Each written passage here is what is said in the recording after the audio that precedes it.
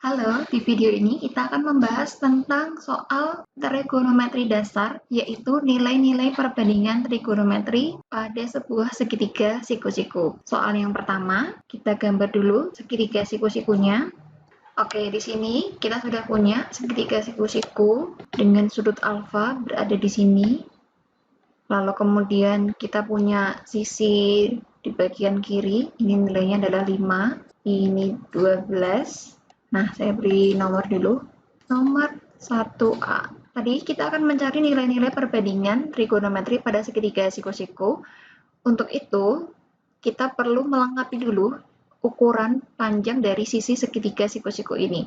Kita sudah punya nilai di sisi sebelah kiri ini dan di bagian bawah, sehingga yang belum ada adalah nilai di sisi yang sebelah sini. Oke, nah, karena ini segitiga siku-siku, saya beri tanda siku-siku dulu ya. Nah, sehingga kita akan buat beberapa kesepakatan untuk menamai sisi-sisinya. Nggak lucu kan kalau saya bilang ini, sini, sana, situ, ya kan? Nah, karena siku-sikunya ada di sini, maka kesepakatannya adalah sisi di depan sudut siku-siku itu adalah disebut dengan sisi miring, atau saya tulis dengan mi. Kemudian, karena sudut alfanya berada di atas ini, maka sisi yang ada di hadapannya atau di depannya kita sebut dengan D. Jadi 12 ini adalah nilai dari D.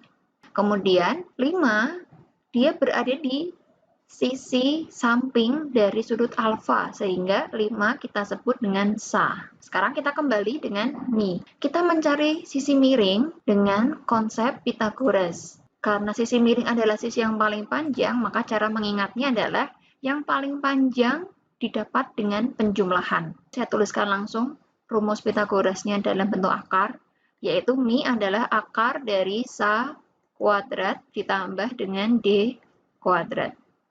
Begitu, saya masukkan nilainya menjadi 5 kuadrat ditambah dengan 12 kuadrat. Hasilnya adalah 25 ditambah dengan 144.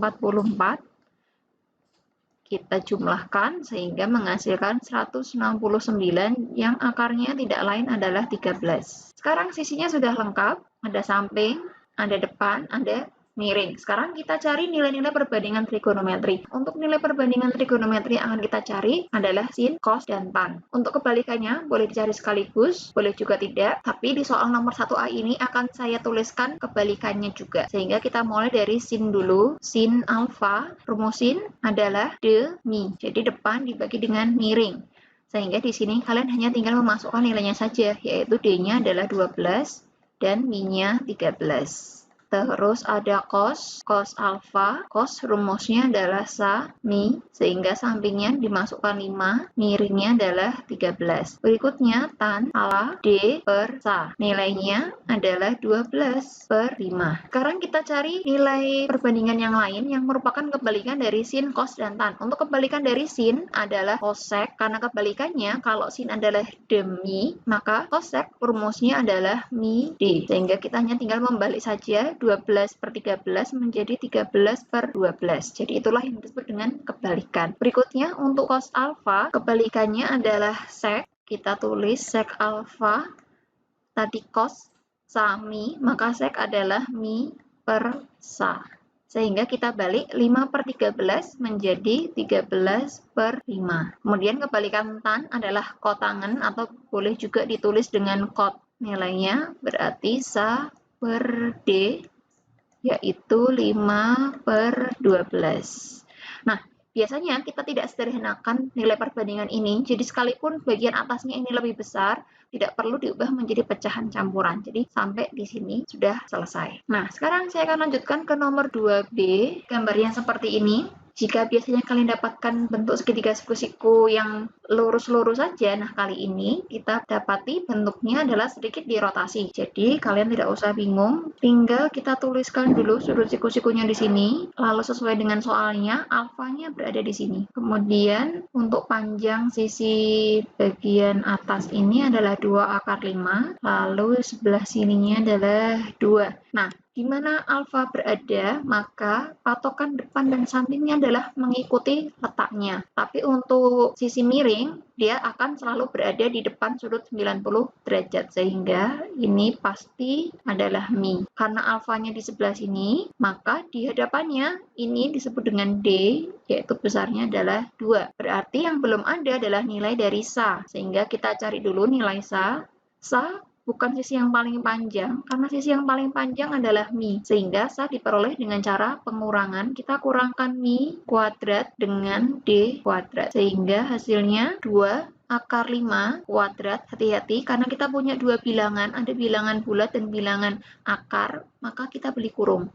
Gitu, kemudian dikurangi dengan D, D-nya adalah 2 kuadrat. Nah, kalian sudah mempelajari ini di kelas 10 semester 1, mengkuadratkan bentuk seperti ini, saya rasa tidak ada masalah. Nah, kita kuadratkan 2, sehingga hasilnya nanti 4, kemudian akar 5, kita kuadratkan menjadi 5 saja. Berarti 4 kali 5, hasilnya adalah 20, kemudian dikurangi dengan 2 kuadrat sama dengan 4, kita sederhanakan, akar 16 adalah 4. Sekarang kita cari nilai perbandingannya, sin alfa demi, maka depannya itu 2, mi-nya adalah 2 akar 5. Kalian punya penyebut berbentuk akar. Kalau ini tidak boleh didiamkan, kalian harus merasionalkan. Ingat lagi materi kelas 10 semester 1, yaitu dengan cara mengalihkan dengan akar 5 berakar 5. Nah, tapi jangan dicoret ya. Kita kalikan atas dengan atas, bawah dengan bawah. Untuk bagian atas hasilnya 2 akar 5, yang bagian bawah 2 kali akar 5 dikali lagi dengan akar 5. Akar 5 kali akar 5, 5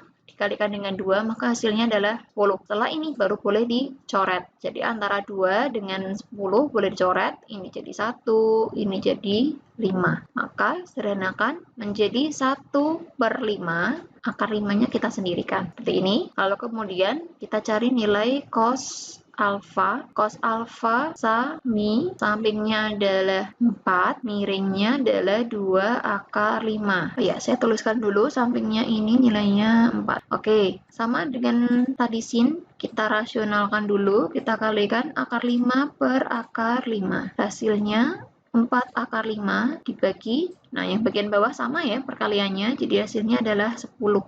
4 dengan 10 bisa kita coret, ini tinggal 2, yang ini masih 5, sehingga bentuk pecahannya menjadi 2/5 akar 5. Kemudian tan alfa. Tan alfa D per SA sama dengan 2 per sampingnya adalah 4. Nah, ini cukup kita sederhanakan menjadi 1/2. Berikutnya, kita lanjutkan ke soal nomor 3.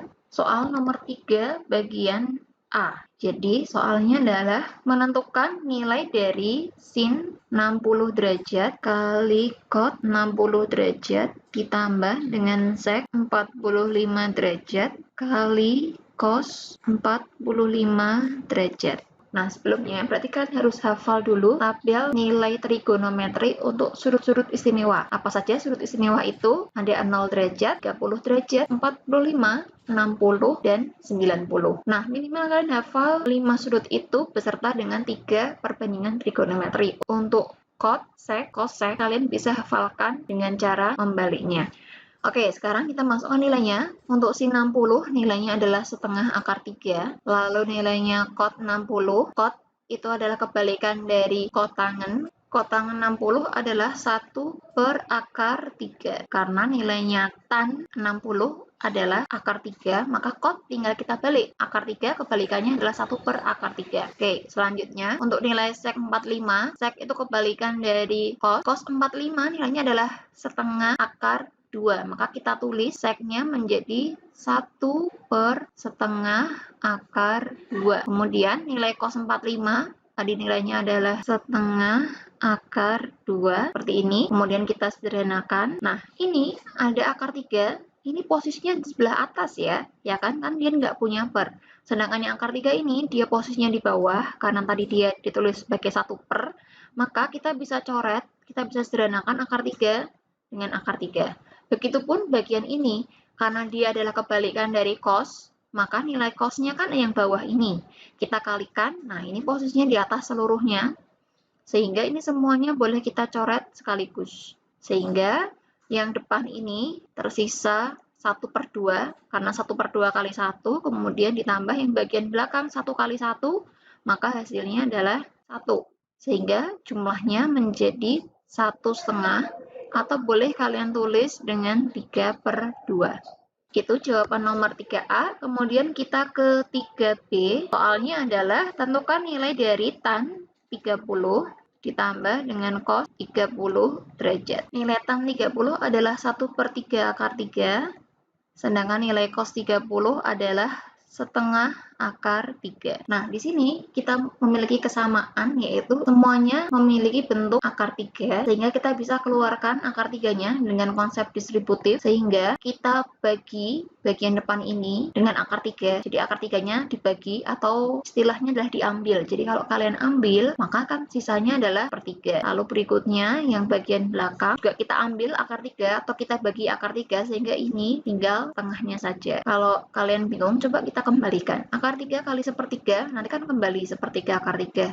Akar 3 kali setengah nanti akan kembali jadi setengah akar 3. Seperti itu. Kemudian yang dalam kurung ini bisa kalian jumlahkan, samakan penyebutnya sehingga nanti dia menjadi 1/6. Yang ini berarti jadi 2, yang satunya lagi jadi 3. Maka nilai sederhananya adalah 5/6 akar 3. Selanjutnya kita ke soal nomor 3C. Tentukan nilai dari 2 sin 60 kali cos 45. Jadi kalau penulisan soalnya mungkin tidak akan ada tanda titik-titik seperti ini yang menunjukkan dia perkalian, tapi soalnya akan langsung dijejerkan. Nah, kalian tidak usah bingung. Jadi kalau dia hanya dijejerkan saja, itu artinya adalah dikalikan. Sehingga kita masukkan nilainya 2 kali sin 60. Sin 60 adalah setengah akar 3, cos 45 setengah akar 2.